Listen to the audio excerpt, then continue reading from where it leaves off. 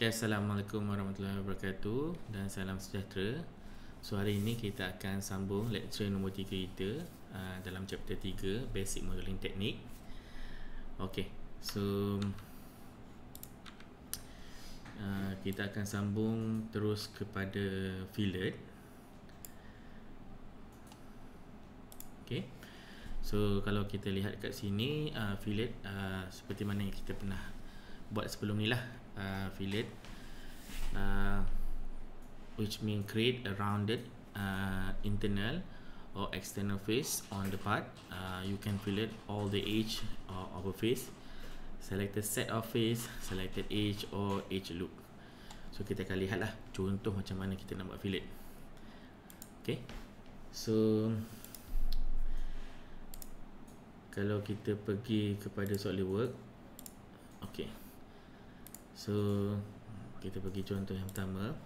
So katakanlah kita ada satu bongkah seperti ini. Saya rasa untuk masa sekarang kamu pun dah mahir dah untuk membuat bongkah seperti inilah. So function fillet boleh ditemui dekat features punya tab dan di sini. So kalau kamu boleh klik kat sini, kita ada beberapa lah fillet di sini. So constant size fillet, kita ada variable size fillet, kita ada face fillet, kita ada juga full round fillet. So kita pergi kepada constant fillet size dulu. So bila kita dah klik kepada constant size fillet, so kita kena pilih item to fillet lah. So kaedah yang pertamanya adalah apabila kita boleh klik pada permukaan face, yang mana dia akan automatically selected edge untuk keempat-empat sisi ni. Sebagai contoh, bila saya klik sini, dia akan automatic pilih edge untuk ke tepi semua ni lah. So kalau kita nak kecilkan dia sedikit, 5, so dia akan jadi lebih kecil dan kita akan dapat satu fillet pada bahagian sisi semua ini. Okay, so tak perlulah kita select satu-satu. Baik, so saya Ctrl Z, so undo balik. So another way is kita boleh buat constant size fillet, tapi kita nak dia multi radius fillet. Okay, so tak semestinya setiap fillet untuk edge ni adalah sama lah dia punya radius dia. So dia ada multiple radius punya bacaan.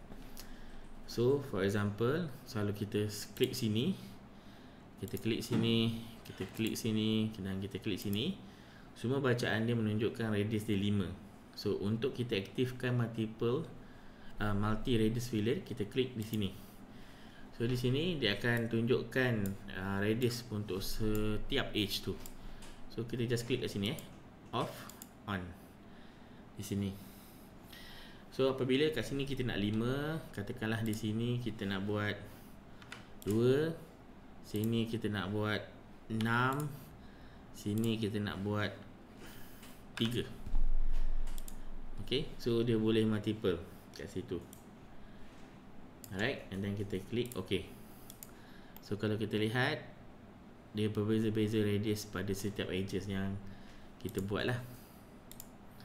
Okay, itu yang pertama lah. So saya Ctrl Z.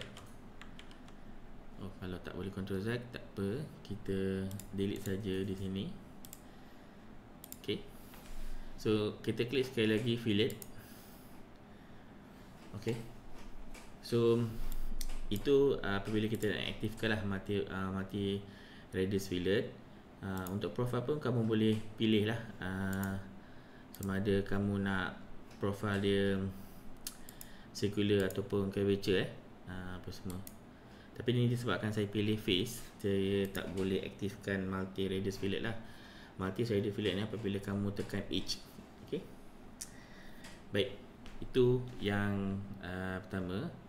So saya akan kita untuk setback ni kebiasaannya kita tak gunakan. Okay, so untuk saya akan tunjukkan untuk setback pula. So kita tekan fillet, So kita sebelum ni tadi kita dah buat constant size fillet, tapi kita tidak buat apa-apa pada setback parameter lah. So kita masih lagi menggunakan constant size fillet. So kita klik di sini, katakanlah dia punya radius 10, kita klik sini dan kita klik sini. Apabila kita buat OK, pada bahagian di sini, kalau kita nak smooth out dia lebih lagi, kita boleh pakai setback parameter lah. Okay, so saya right click kat sini, saya edit balik. So pada bahagian sini, setback parameter, kalau dia tertutup ni, kamu boleh buka lah kat bawah ni. So kamu akan pergi kepada setback vertices. So kamu akan pilih kamu punya bucu ni dan kamu klik vertex kat sini. So bila kamu klik vertex kat situ, kamu akan nampak setback dia. So kalau kita punya radius 10, kita nak dia 12, kita boleh klik 12 supaya dia lebih smooth out lah. So nanti kita klik OK. So dia akan jadi seperti ini. So kalau kita lihat dia dari segi sini, dia akan nampak lebih smooth. OK, baik. Itu untuk fillet yang jenis yang pertama. So kita pergi balik fillet, kita akan pergi kepada fillet yang kedua lah, variable size fillet. So kita klik kat sini, and then bila kat sini kita boleh select lah line kat sini. Lepas tu kita akan nampak ada radius yang kita boleh masukkan data lah. Okay, so kalau kat sini dia ada 3, so kita boleh tambah lagi lah menjadi 4 ataupun beberapa yang kita nak. Alright, so kat sini kita boleh assign dia punya variable dia. Katalah kat sini kita nak 10, manakala pada hujung sini kita nak 20. So nampak tak dia punya perkembangan tu makin kecil ke besar. Kalau kita tambahkan dia punya profile dia punya tu, dia akan jadi smooth transition lah. Okay, sama ada kita boleh buat iconic row ataupun iconic radius ataupun curvature. Okay, tapi bagi saya selalu gunakan circular lah. Okay, so bila kita makin kurang, dia smooth tu makin kurang lah. Tapi kebiasaannya quite okay kalau macam ni. So kita boleh masukkan daripada 10 ke 20 radius dia. So dia akan, bila kita okay, dia akan jadi seperti inilah. So kalau kita lihat dari segi sini, akan jadi macam seperti ini bentuknya. Baik, itu adalah fillet yang variable. Manakala fillet yang seterusnya, kita klik fillet, kita pergi kepada face fillet. Face fillet ni kita kena pilih face lah untuk kita buat fillet. At least kita kena ada 2. So face fillet 1 dan face fillet saya delete. Kita pergi yang kedua yang sini dan face fillet yang kedua sini. Okay, so kat sini kita boleh masukkan dia punya profile radius. Saya masukkan 5. So kita akan klik OK. Okay, so itu bila kita nak melibatkan face lah. Okay, dan fillet yang terakhir adalah seperti ini, full round fillet. So full round fillet ni dia perlu ada 3 lah face yang perlu dipilih. So for example, face ini, yang kedua atas sini, dan yang ketiga di sini. So dia akan buat satu full fillet di atas ni. Kita tak perlu masukkan dia punya radius sebab kita dah nak dia daripada sini sampai sini. Dan kita klik OK, dia akan jadi seperti ini. Okay, so kalau kita lihat dari segi sini, dia akan jadi seperti inilah. Okay, baik. So biasanya kita jarang gunakan fillet seperti itu.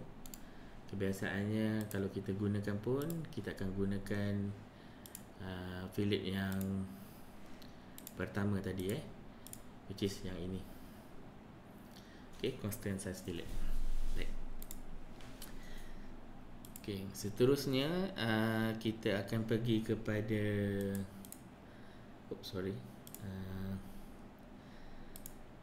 okay, ini adalah fillet features continue yang seperti saya terangkan tadi tu.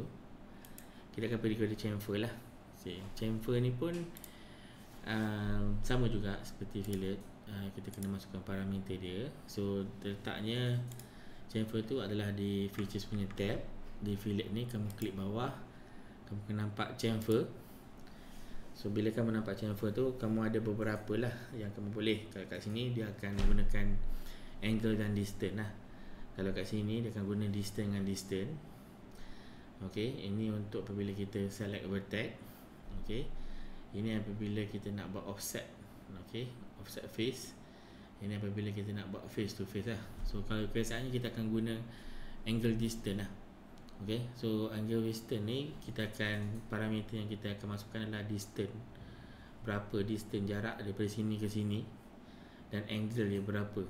Okay, so biasanya angle 45. Kalau distance katakanlah 10. Kita klik kat sini, pastikan sini line biru on. Kita klik, so dia akan potong seperti itu So kita klik OK. Dia akan jadi seperti ini ya. Okay, saya Ctrl Z. Saya klik fillet sekali lagi. Saya pilih, fillet pula. Saya select chamfer. Saya select distance. So bila distance, kita boleh symmetric. Kalau symmetric tu dia samalah D dengan D tu. Kalau asymmetric kita boleh variable kan. Katakanlah kita pilih asymmetric. Distance yang kedua tu kita pilih 20. Okay, saya pilih yang sini. So nampak dia lebih yang ke atas tu. Yang atas tu adalah distance yang kedua lah. So saya klik OK. So akan jadi seperti ini. Okay, saya Ctrl Z. So chamfer yang ketiga, apabila kita kena select vertex lah. So kat sini kita nak select vertex. So kita boleh pelbagaikan dia punya parameter di sini. Okay, ataupun kita nak constantkan parameter dia, equal distance pun boleh. Okay, kalau macam ni kita nak buat variable, kita klik OK. So dia akan chamfer seperti itulah. Okay, tapi kalau kita nak dia sama, so equal distance 10 seperti inilah. And then kita klik OK. So dia akan jadi seperti ini. Okay, biasanya dia lakukan untuk dekat vertex. Seterusnya untuk yang offset face ni dengan face to face, face dengan face ni pun jarang digunakan. Okay, so tapi tak apa, kita akan buat katakanlah kita pilih dekat distance seperti ini.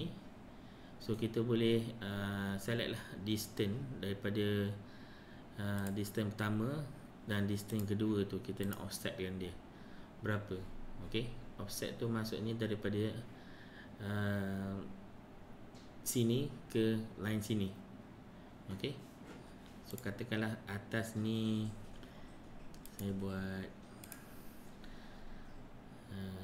sini 10. So ini saya buat 15. So nampak tak, semakin saya kecilkan, semakin dia dekat ke arah line ini yang biru ni. Katakanlah saya buat dia 20. Okay, so dia akan ke sana lah. So offset dia tu ke sini adalah lebih daripada sini, line sini ke sini. Okay, tapi jarang kita menggunakan ni. Okay, kita klik OK. So dia akan jadi seperti ini. Okay, saya Ctrl Z sekali lagi. So kita boleh pergi chamfer sekali lagi, dan kita boleh tengok distance lah. So distance ni pun jarang digunakan sebab biasanya kita akan gunakan angle ataupun distance to distance. So kita klik sini dan kita klik sini dan face to face lah. So dia akan identify mana yang boleh di chamferkan, dia akan aktifkan because dia involvekan dengan face di sini dan face di sini. So sama juga kita boleh configure dia punya face set dia untuk distance pertama dan distance kedua. So katakanlah distance pertama 10, distance kedua 20. So dia akan jadi seperti ini. Okay. So chamfer pun dah habis. So kita akan pergi kepada seterusnya adalah rib. Okay, rib ni sebenarnya adalah digunakan untuk mengukuhkan kita punya part yang kita dah extrude. Okay, rib is a special type of extruded features created from open or closed sketch contour lah. It's add material of a specified thickness in a specified direction between the contour and an existing part. So katakanlah kita ada part L seperti ni, tapi kalau kita nak biarkan part ni, kalau dari segi desainnya dia mudah patah lah sebab dia tak ada satu support di belakangnya. So dengan adanya rib ni, dia akan mengukuhkan lagi structure part yang kita buat tu. Okay, so untuk kita nak buat rib ni, kita perlukan hanya satu line saja pada bahagian mana yang kita nak buat rib tu. Dan dia dalam SolidWorks ni dia ada satu command yang mana kita just klik line tersebut dan kita boleh extrude rib. So walau macam mana pun bentuk kat kita punya permukaan ni, dia akan ikut. So nanti saya akan tunjukkan. Okay, kita pergi kepada SolidWorks. Okay, sorry, bukan yang ini. Saya dah lukiskan bentuk L tu. Oops, sorry, bukan yang ini. Okay, katakanlah kita ada bentuk L seperti ini. Saya rasa pun kamu dah okay lah buat benda L ni. So kamu just boleh buat L belakang ni. Okay, and then extrude ke depan lah. Okay, so seperti ini So saya tunjukkan depan dengan depan. So kamu buat bentuk L seperti ni. Okay, pastikan dia untuk lukisan saya ni undefined lah, tapi sebab saya nak cepat, saya just buat seperti ini. Tapi kalau untuk lukisan hantar untuk assignment dan project, pastikan dia fully defined Dan selepas tu kamu extrude dan kamu akan dapat lukisan dia sepanjang ni lah. So kita nak, in order for us nak lukis satu line pada yang tengah ni, kita tak boleh lukis pada front plane ni ke sini sebab dia akan ada di sini ke sini, tapi kita nak dia berada di tengah. So in order to do that, kita kena buat satu lagi plane yang berada di tengah ni. Okay, step pertamanya. Okay, step pertamanya kita klik plane dekat features punya tab, reference geometry, bawah ni plane. Lepas tu kita ambil first reference, kita klik reference ni. Reference kedua, kita klik reference ni. Okay, so dia akan jadi seperti ini. Okay, saya ulang sekali lagi. Kita ambil kat reference geometry, plane, first reference kita klik sini, jangan ubah apa-apa. Second reference bawah ni kita alih, kita select sini. So dia akan letak tengah. Dan kita klik OK. So kita buat pandangan isometrik. So kita dah dapat satu plane yang berada di tengah. Now kita boleh lukis lah. So kita right click kat sini, ataupun kita just pergi kepada sketch, kita select plane ni. Okay, plane ni dah select. Nampak tak dia punya origin dia dah berada di tengah-tengah ni. So kita pergi kepada normal tu, plane tu lah. Now kita ambil line, kita pergi sampai dapat ke point ni, orange tu keluar sampai sini juga. So now kita escape. So kita pergi pandangan isometrik, kita akan dapat satu line yang berada di tengah, fully defined. Baik, selepas tu kita pergi kepada features, kita pergi kepada rib. Kat situ add thin wall support to a solid body. Kita select rib. So kat sini dia ada thickness dia lah. So first side ataupun kita nak daripada sini ke sini 10mm, ataupun di tengah-tengah sini ke sini 10mm, ataupun sana ke 10mm terpulang. Tapi kebiasaannya kita akan gunakan dia tengah-tengah lah 10mm. So extrusion ni boleh sama ada keluar ataupun ke dalam lah. So ke dalam, kita nak ke dalam sini, kita tak nak dia keluar ke sana kan. Okay. So flip material ni pun kita antikkan dia. Okay. So yang warna green ni kita biarkan dan kita klik OK. So kita akan dapat ikut kepada bentuk L yang kita tetapkan. So kalau bentuk di luar ni bukan bentuk L, bentuk yang lain, dia akan ikut sepenuhnya.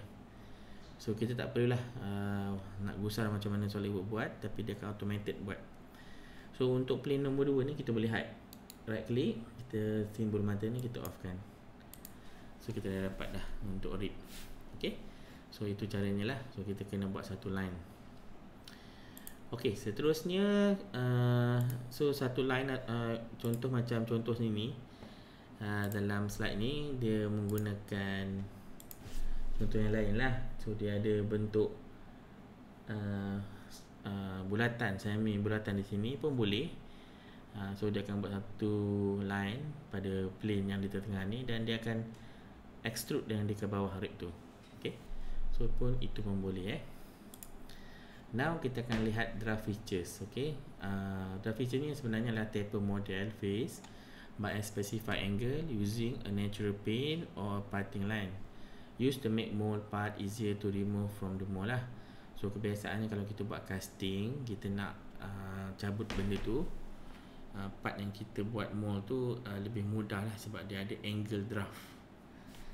So biasanya angle draft tu 1 ataupun 2 degree lah, paling maksimum pun 3 So kebiasaannya kita akan buat bentuk silinder So silinder pun saya rasa senang. Kamu just buat sketch dia seperti pandangan atas ni, bulatan, dan selepas tu kamu extrude, and then after that kamu buat bulatan di atas ni dan kamu extrude cut dia. Okay. So seterusnya kita akan pergi kepada function draft. Kalau kamu klik kat sini draft, okay, kebiasaannya kita ambil bacaan dia katalah 3, okay, 3 degree. Pull dia, kita ambil pull yang atas ni lah, face dia adalah yang ini. Okay, kalau dia punya bacaan dia adalah biru ni, dia maksudnya okey lah lagi benda tu. Tapi kalau dia negative draft tu maksudnya dia tak berapa okey lah, dan kita kena fikirkan bentuk dan dia punya angle draft tu nanti. So kita boleh apply. So bila kita apply, kita lihat so positive draft ni, biru ni masih lagi boleh lah diterima pakai. Okay, dan kita klik OK. So dia jadi seperti ini. Okay, alright. Nanti untuk command draft biasanya kita jarang juga guna unless kalau kamu kena buat mold. Okay, dan yang terakhir sekali untuk kita punya lecture yang ketiga ini, kita akan pergi kepada hole wizard.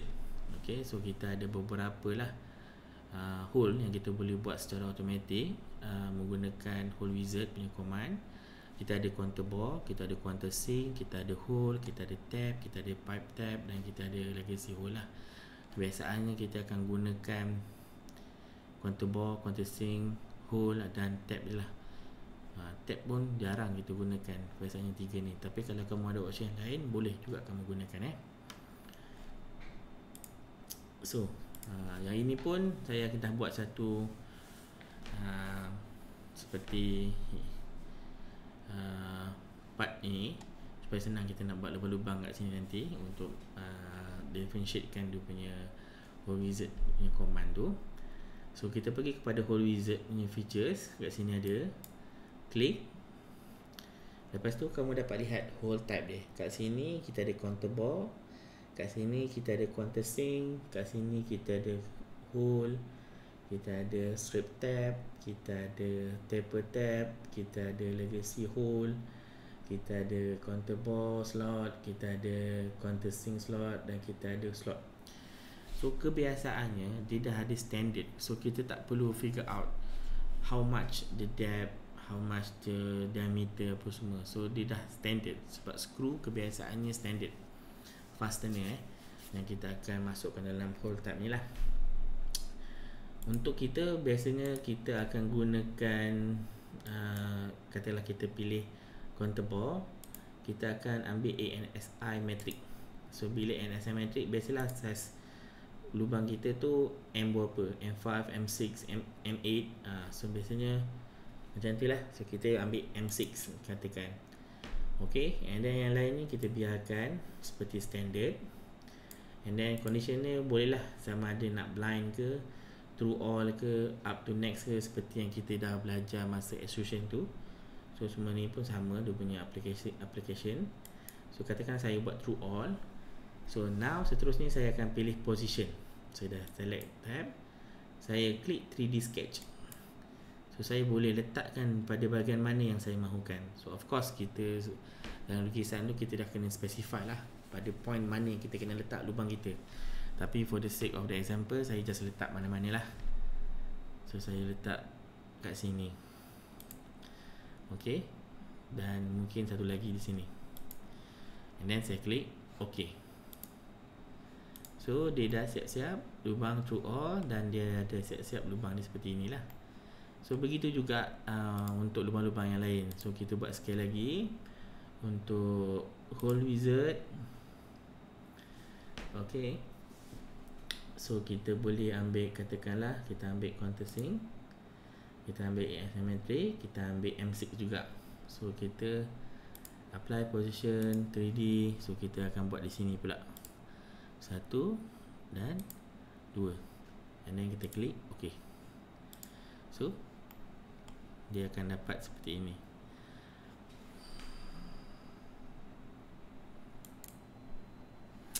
Okay, so itu adalah basically lah yang apa yang kita boleh buat untuk Hole Wizard. Dan seterusnya apabila kita buat assembly, dan kita baru boleh masukkan kita punya fastener lah dalam toolbox. So kalau toolbox ni tak ada, just klik kat sini, and then kamu klik setup kat situ, and then dia akan ada seperti ni lah. Okay, so nanti kita akan masukkan tu lebih kepada assembly punya part lah nanti. Okay, so saya rasa sampai sini saja untuk lecture yang ketiga. So nanti kita akan sama lagi untuk lecture yang seterusnya. Okay, terima kasih.